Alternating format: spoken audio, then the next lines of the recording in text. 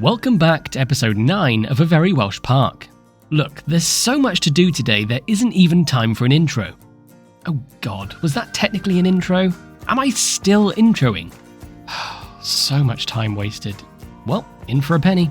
Today we're adding a dark ride to the park, and let me tell you, I don't think I've put this much work into anything ever. But before that excitement begins, let's chuck in another flat ride, because why the heck not?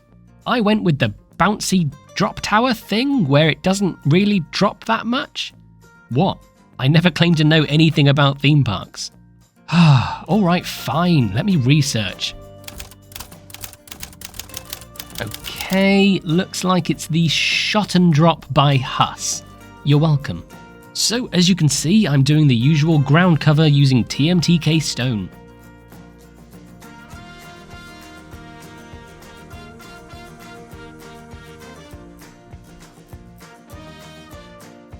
For this totes awkward gap, I created a custom raised planter using plaster, mulch, and, surprise surprise, foliage.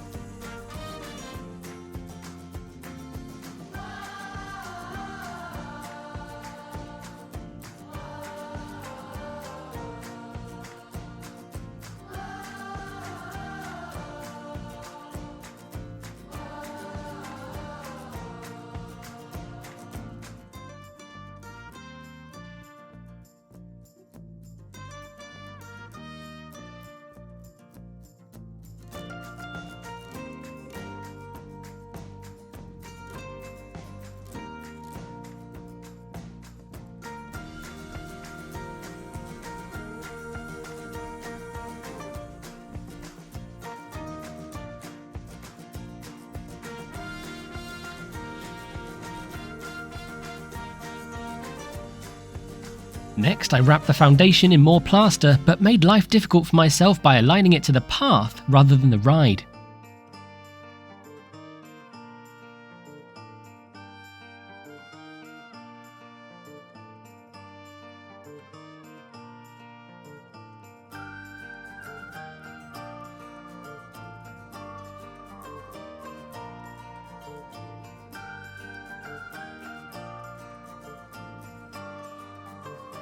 Time to tie everything together with various pieces of wood. Wouldn't you know? Oh dear.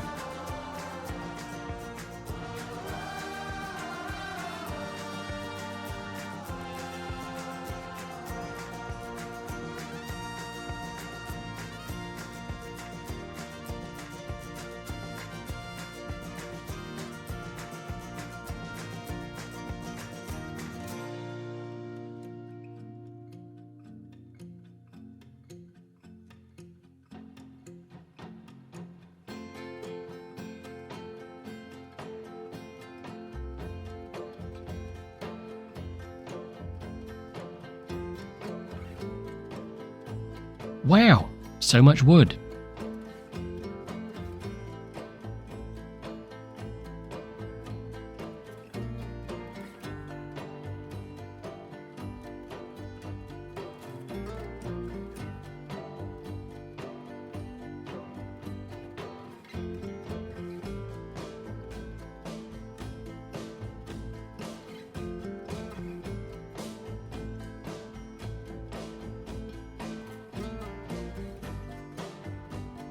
I copied the fence from Big Bite for one simple reason. Actually, it's just one word. It begins with C. I say it in pretty much every single episode. In fact, I'm not even going to say it. You say it. Just comment that one word to signify how much we love saying it. Whilst you scroll down to do that, I'll tell you what's happening so you don't miss anything. A few seconds ago I placed some crates down, and now I'm adding some wooden fencing. It's truly top tier content.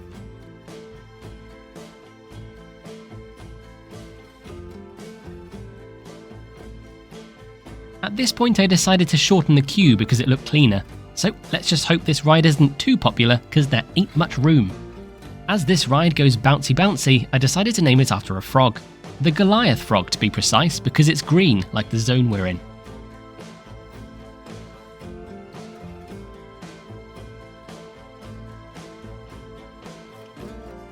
A few more wooden things because wood.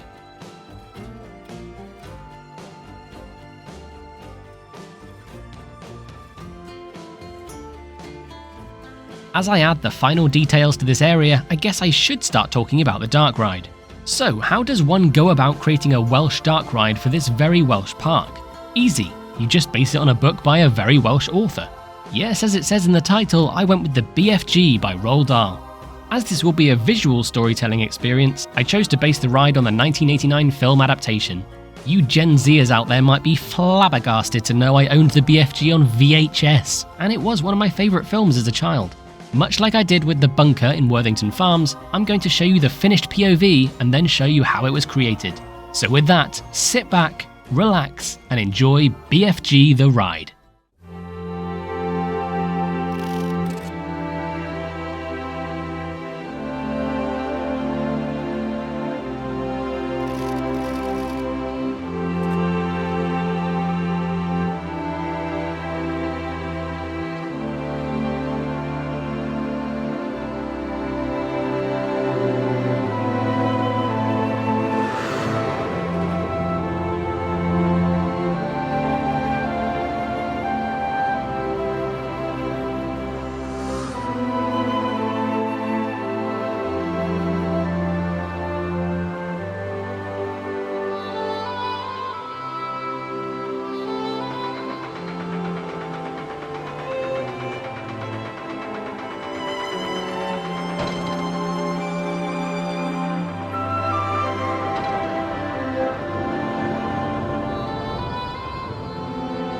I is a nice giant. I is a freaky giant. There's not another giant like me in all a giant country. I is the big, friendly giant. The BFG! That's me. What you got in here?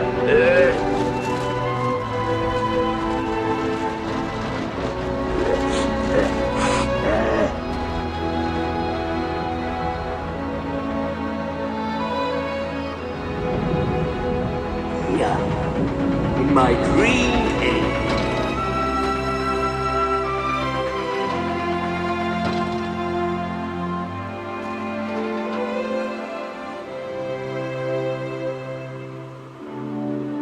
I must be tootling off now.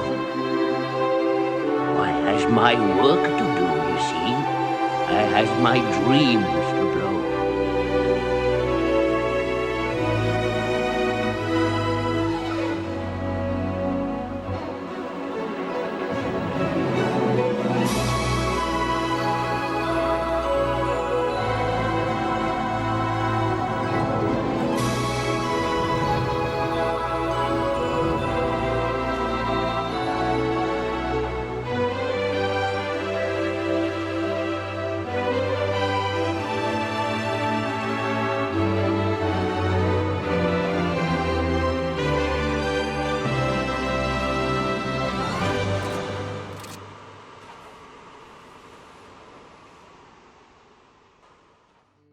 As you wipe away the tears from your eyes at that powerful masterpiece, let me show you how it all came together. I started with the outer show building using smooth concrete and then dug a 2-story hole in the ground. By building the ride underground, we can tackle the famous issue of Planco lighting and achieve a pitch black interior, but more on this later.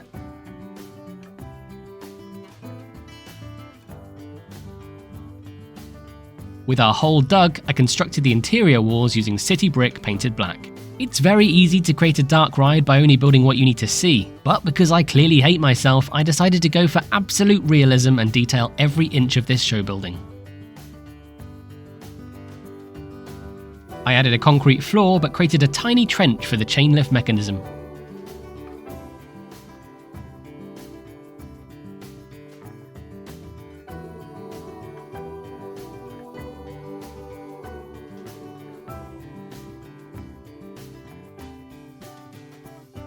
Pathing time.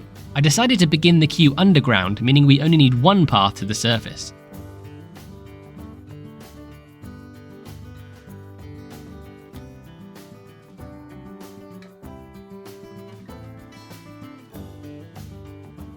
Of course, storytelling starts in the queue. The film begins in Mrs. Clonker's orphanage, where Sophie, the protagonist, resides. So as you enter the building, you walk through a recreation of Sophie's dormitory. I started with the walls using wooden panelling and plaster. For this and much more of the ride, I had the film to hand as reference. Not the VHS version, thankfully, that would be tedious.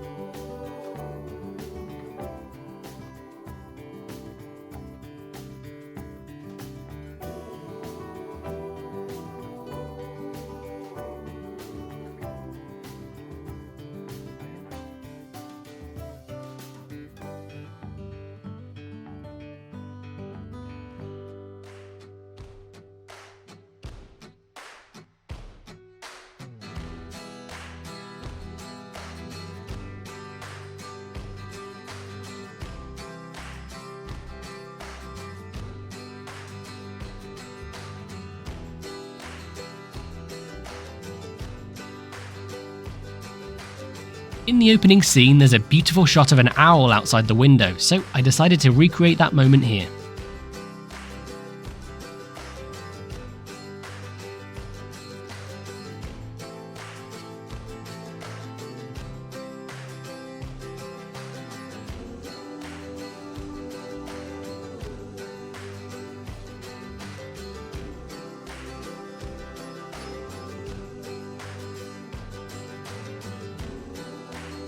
Thank goodness for this TMTK owl, or we'd be looking at some hideous basic shape monstrosity.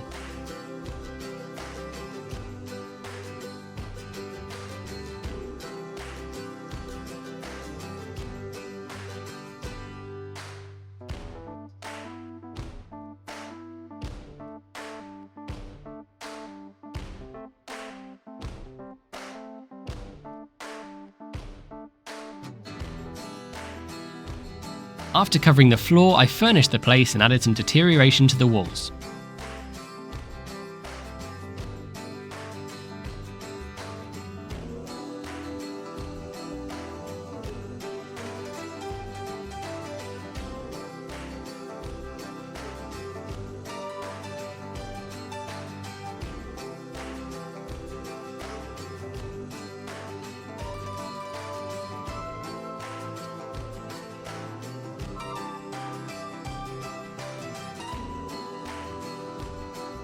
Another well-known shot is the voice of Mrs. Conkers from behind a backlit door. I recreated this using a door and lit panels.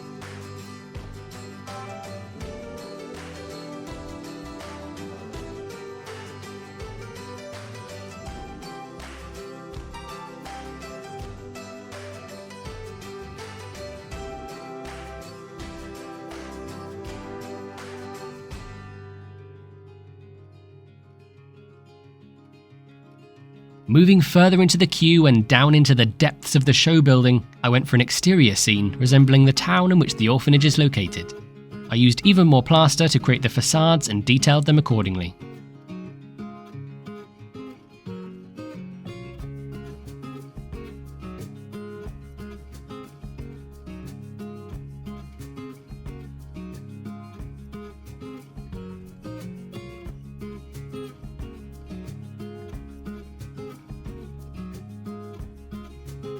Wow, look at these trims. Quite overwhelming.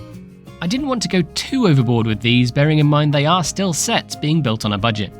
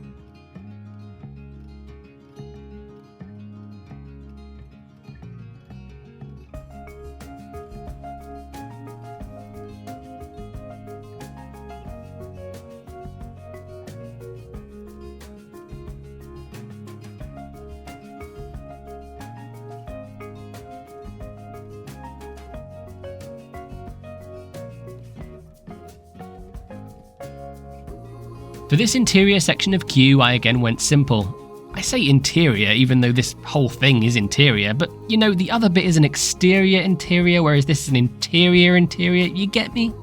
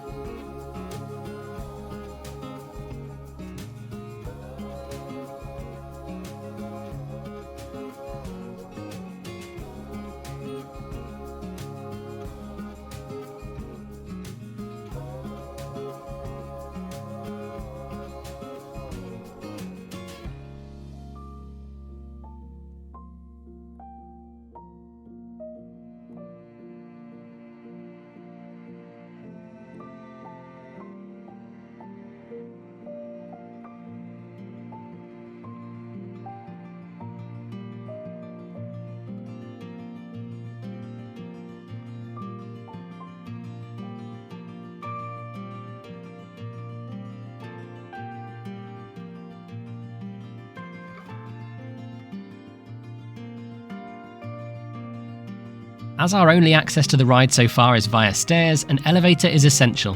I created this using equipment trolleys. Truly revolutionary. Quick side rant, Planet Coaster doesn't have nearly enough brushed metal textures.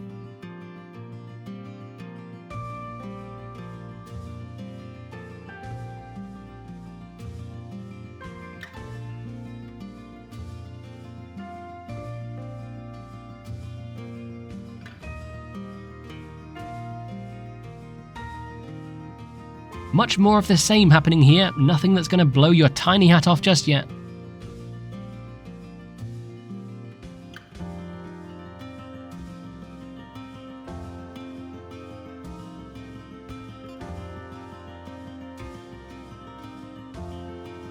Before we crack on with the ride scenes, I guess I should explain my workflow. Yes, I have a workflow. After planning each section on specific scenes from the movie, I created a rough layout for each and then came back later to detail. Starting with the station and scene 1, this was just an extension of what we'd already created for the queue.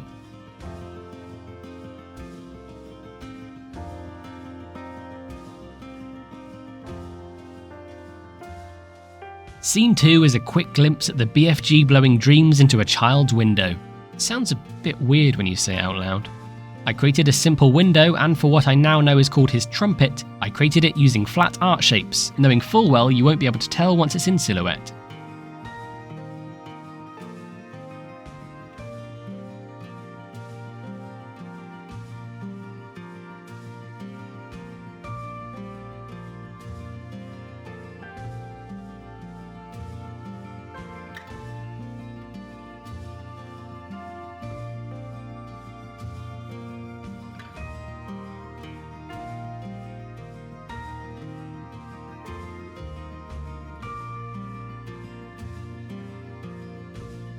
I used colourable fire and fireflies to recreate the effect from the film.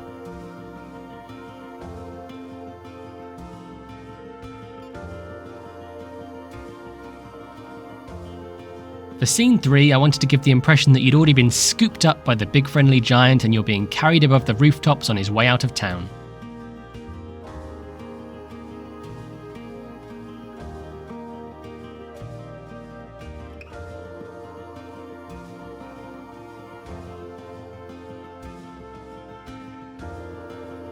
The lift hill was the perfect point to signify our journey up into the sky, so I enclosed it in what would be star cloth and added a lovely little moon.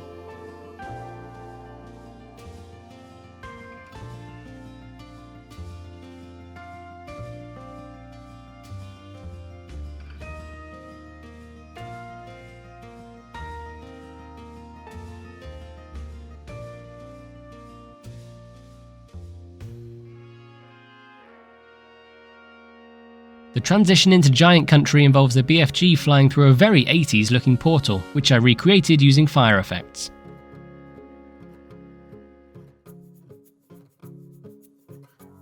We then have a quick turnaround in complete darkness before we enter the cave. In an attempt to save on piece count, I used real terrain for this, and it wasn't stressful at all.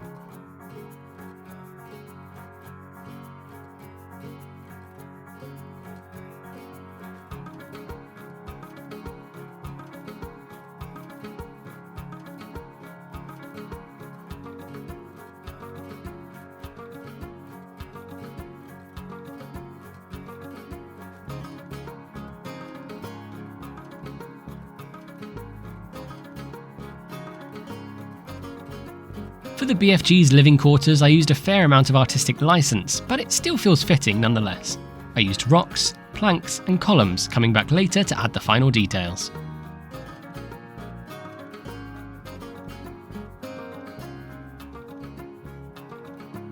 The drop is the most minimal part of the ride, using only lighting. I was very keen to have constant glimpses of the show building, whether it be the brick walls or backs of the sets, which you'll see shortly. With the speed and spin of the car at this point, I knew it would be a fleeting experience, so I just went simple with cave walls and a quick look at one of the man-eating giants. This was easily achieved by taking a still from the film and popping it on a projection screen.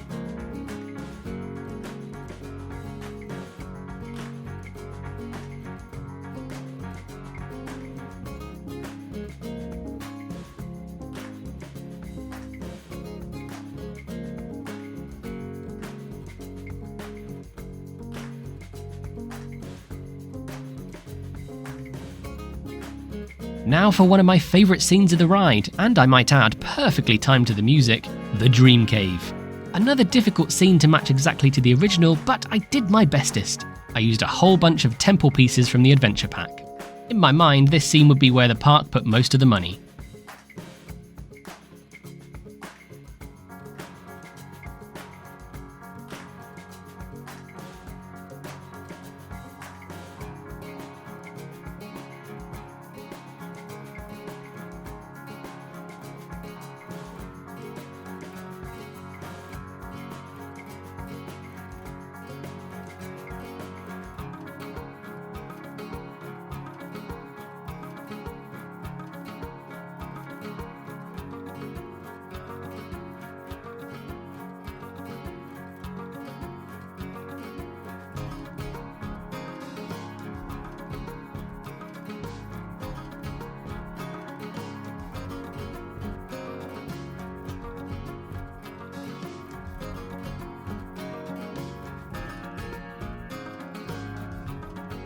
The exit to the cave was just a bunch more temple ruins.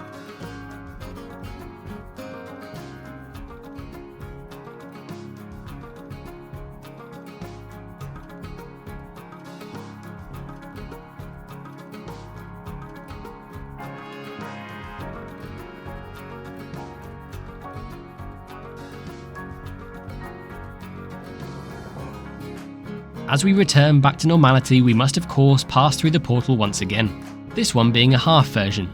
In case you're wondering, I see these portals as being achieved using smoke and lighting, not actual fire.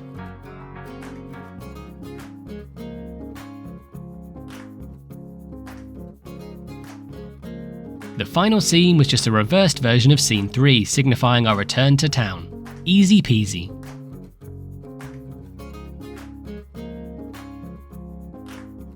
I won't show you me detailing every scene, otherwise we'd be here for 17 hours, so here's me adding some dream bottles to the Dream Cave. These were obviously recoloured later.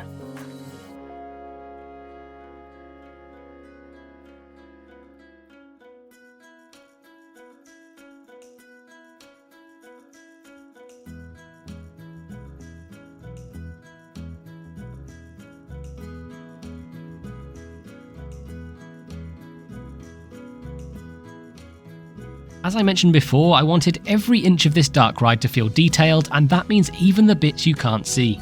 Every single set piece was given a backside using chipboard and pillars. I know, the dedication is astounding.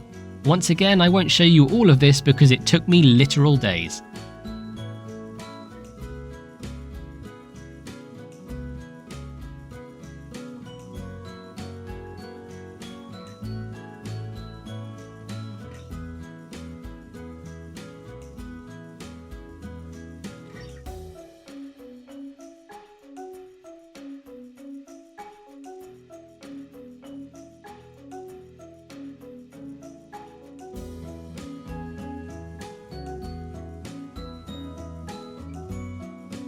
I gave the chain lift some support using metal scaffolding.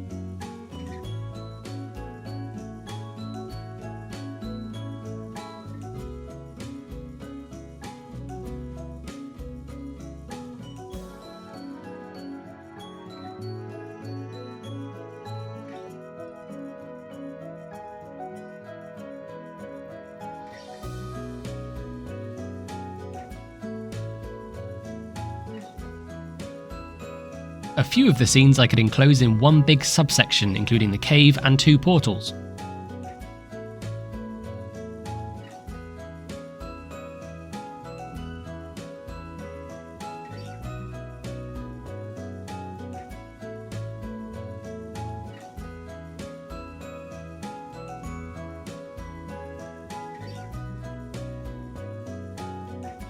It was important to hide this very unrealistic looking terrain, so I covered it in tons of wood.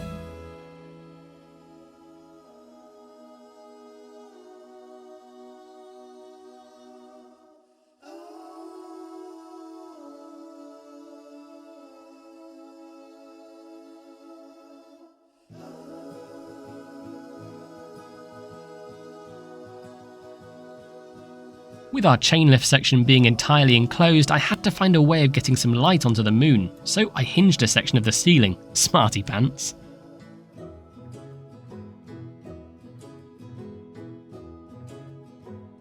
I added various fire exits and access doors for staff to get from scene to scene quickly.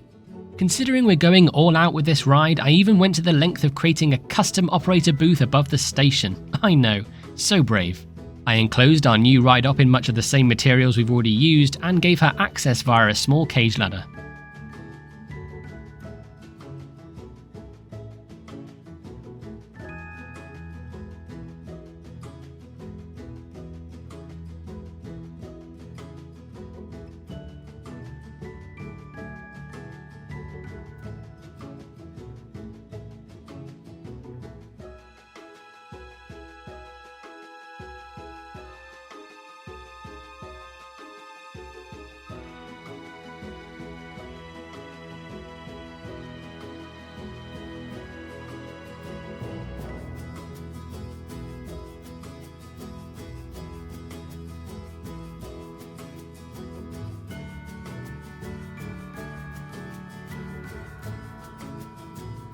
You bet we're doing an interior. I created a control desk using art shapes and sequences and shoved some CCTV monitors above her head.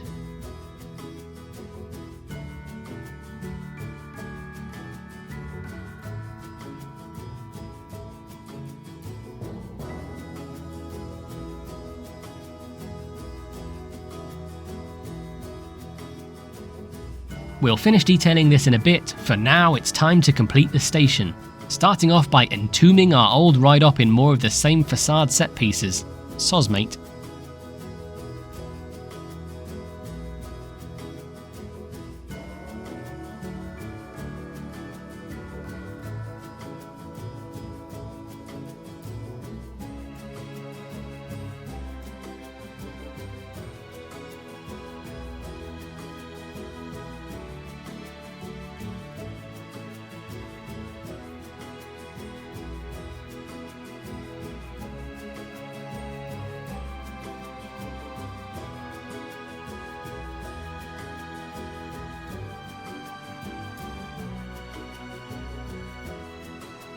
It's lighting time, and my lighting design experience definitely came in handy here. I added trussing, studio lights, and then focused and coloured them accordingly.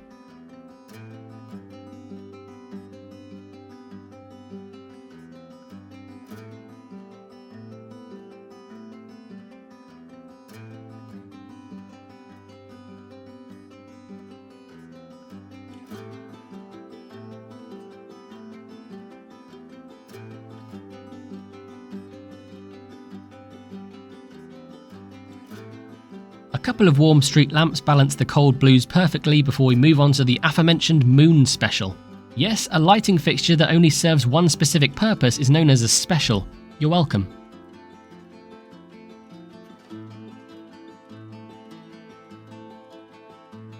For the cave entrance, I used box lights as uplighters.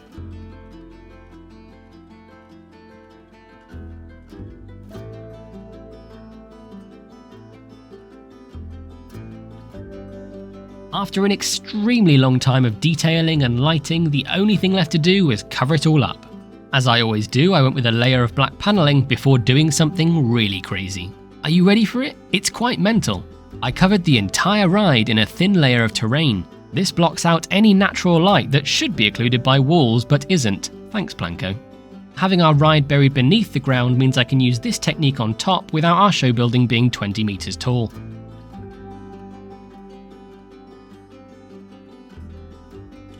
Finally came a ton of sequencer programming, which I rarely show on the channel, so here's me telling some lights to change from black to orange for 12 seconds and then fade to black again.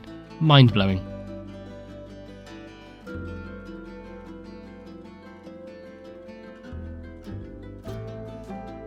To wrap this episode up, here's me adding the final details to our control room.